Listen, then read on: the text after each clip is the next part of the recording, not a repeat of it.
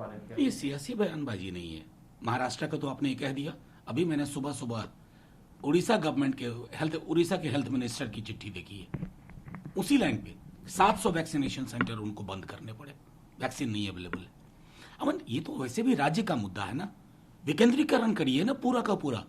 Vaccination पूरा programme राज्यों को सौंप दीजिए। वो प्राथमिकता तय करें, वो एज ग्रुप तय करें, वो पेस तय करें, वो अपने टारगेट तय करें। ये सहकारी संघवाद का कौन सा नया अध्याय जुड़ रहा? बिल्कुल मैं कहूं कि ये सामूहिक चिंता का विषय होना चाहिए। हैंड होल्डिंग आवश्यक है।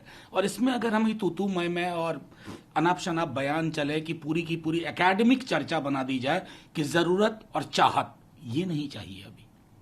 अभी कोरोना संक्रमण को एक तरफ वैक्सीनेशन टोन अप करना है, दूसरी तरफ एहतियात पे बल देना है, और उसमें मैं समझ रहा हूं कि असफल हो रहे हैं।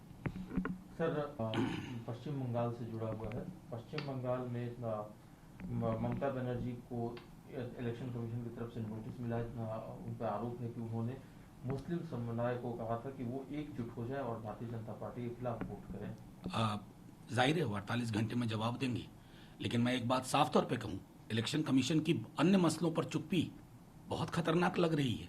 एक तरफा नहीं होता है, आपको हर तरह की चीजें देखनी होंगी।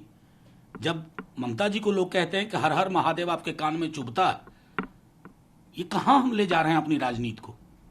उस पर चर्चा नहीं होनी चाहिए। यह इलेक्शन कमीशन ने तय कर लिया है कि एक आंख बंद करके ही देखेंगे। लेवल प्लेइंग फील्ड इंश्योर करना काम है इलेक्शन कमीशन का। और मुआफी के साथ कहता हूं, उसमें पारदर्शिता तो छोड़िए, बड़ी कमियां दिख रही हैं।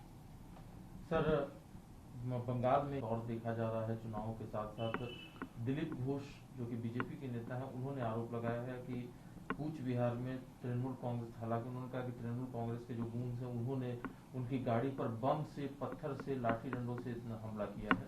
अब ये तो खुद ममता जी के पांव में चोट कैसे आए?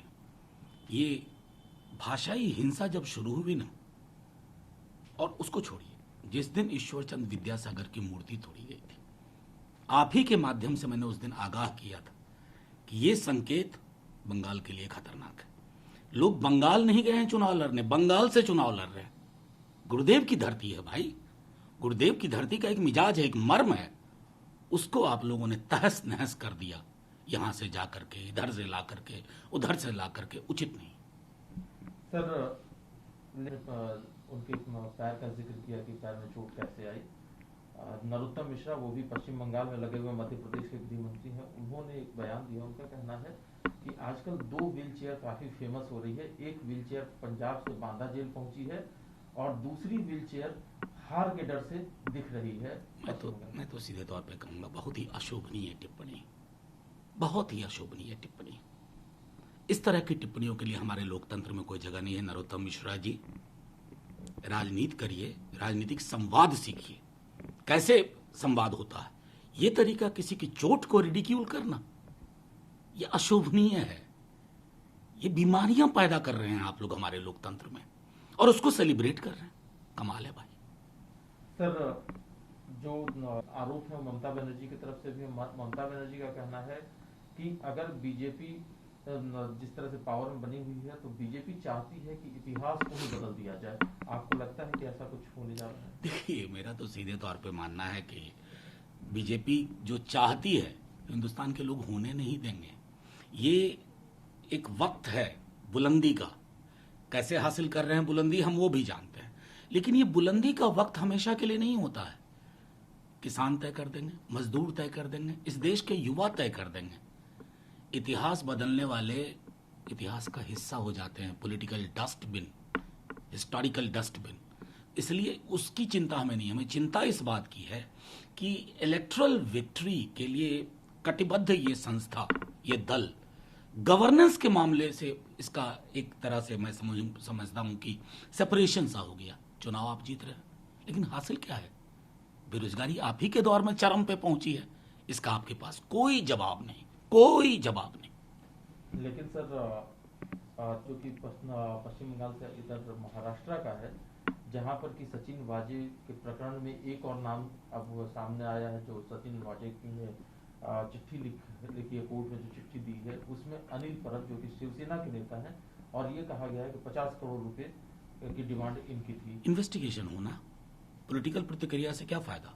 चिट्ठी लिखी गई, स्वतः स्फूर्त चिट्ठी है या प्रायोजित चिट्ठी है, ये सारे तार खुलेंगे ना, ये सारे तार खुलने चाहिए। मैं समझता हूं तब जाकर के पता चलेगा कि ये तार कहां कहां। सर, कोरोना से जुड़ा हुआ एक वैक्सीनेशन को लेकर के केंद्र सरकार ने फैसला किया है कि 45 साल से ऊपर के जो भी लोग हैं, वर्क प्लेस पे उनको वैक्सीनेशन की प्रक्रिया अगर ये न होगी तो वर्क प्लेस पे उनको वैक्सीन दी जाएगी। कितना इफेक्टिव? देखिए, मेरा मानना है कि उसमें एक क्लॉज है 100 कि 100, अब कितने यूनिट हैं जहां ऑफिस में 100 लोग at one particular point of time जहां हैं। दूसरी चीज, ये 45 का भी अब चक्कर समझ में नहीं आता है। मैंने पहले भी कहा था, मैं दोबारा दोहरा रहा हूं, राज्यों पे छोड़िए, राज्य तय करें। मैं तो अपने राज्य के बारे में पूछता भी नहीं कि वहां क्या हो रहा है, क्योंकि आप तो डबल इंजन चला रहे हैं, ट्रबल पैदा कर रहे हैं। लेकिन ओवरऑल इसको विकेंद्रित करिए। इसमें मैं समझता हूं कि केंद्र को अननेसेसरी मठाधीश की भूमिका में नहीं रहना चाहिए। लेकिन सर, कुछ राज्यों ने, अलग अलग राज्यों के ऊपर जो राज्यों ने लॉकडाउन, नाइट कर्फ्यू, इस तरह की प्रक्रियाएं शुरू कर दी हैं। आपको लगता है कि इन सब चीजों से कुछ हासिल होने वाला है? हासिल तो हमें पिछले साल भी नहीं हुआ था, उस पर भी चर्चा, कभी मूल्यांकन होगा कि क्या हासिल किया हमने। ताली बजा करके, पुष्प वर्षा करके, और बीच रास्ते में आकर के सारे राज्य और केंद्र ने मिलकर के अपनी अपनी पीठ थपथपानी शुरू कर दी कि हमने कोरोना पे विजय पा ली। लड़ाई बाकी थी, आपने तमगे बांटने शुरू कर दिए। अब देखिए हम झेल रहे हैं। अर्थव्यवस्था दूसरा लॉकडाउन नहीं झेल सकती, क्योंकि पिछले लॉकडाउन ने ही लहलुहान कर दिया था। अब तो आपको सामूहिक रूप से एक कुशन सा निकालना, जिससे कोरोना संक्रमण से भी लड़ाई हो, और मैं समझता हूं कि लोगों की आजीविका पर भी असर न पड़े।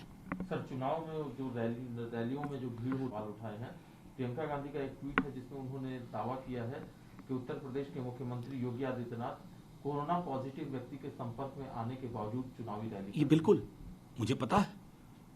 उत्तर प्रदेश के उनके सुनील बंसल जी हैं, उनके साथ वो लगातार मीटिंग में थे, और वो कोरोना पॉजिटिव हुए और अगले दिन वो बंगाल पहुंच गए। मतलब ये कोरोना अप्रोप्रिएट बिहेवियर नहीं है। क्या प्रधानमंत्री जी नहीं देख रहे हैं इस तरह का बिहेवियर? मास्क, आप रैली में देखिए, एक जनप्रतिनिधि का काम क्या होता है? संदेश देना, अपने व्यवहार से, अपने आचरण से। क्या संदेश जा रहा है? किसी के चेहरे पे मास्क नहीं है, कोई दैहिक दूरी नहीं है, तो आप किसको पिटाई करते हो एक आम नागरिक की? इतना जो फर्क है ना, यही फर्क हमें लील रहा। एक सर आखिरी सवाल है, एक राहुल गांधी का भी ट्वीट है, एक बार फिर से उन्होंने पेट्रोल डीजल उठाया है और कहा है कि गिरावट के बावजूद जो है तेल के दाम कम नहीं हुए हैं। क्या कहना है? मैं समझता हूं कि ये राहुल जी ने उठाया है, क्या ये आम जहन के लोगों के जहन में नहीं है? क्यों हमें ये मार पड़ रही है? कहां गए वो लोग? मैं तो ढूंढ रहा हूं, टॉर्च लेके ढूंढा जाए। जो लोग 10 पैसा 20 पैसा की वृद्धि के बाद जंतर मंतर पर बैठ जाते थे, पाइप, डेमो पाइप लगा करके। आईना नहीं होता है। हर रेजीम को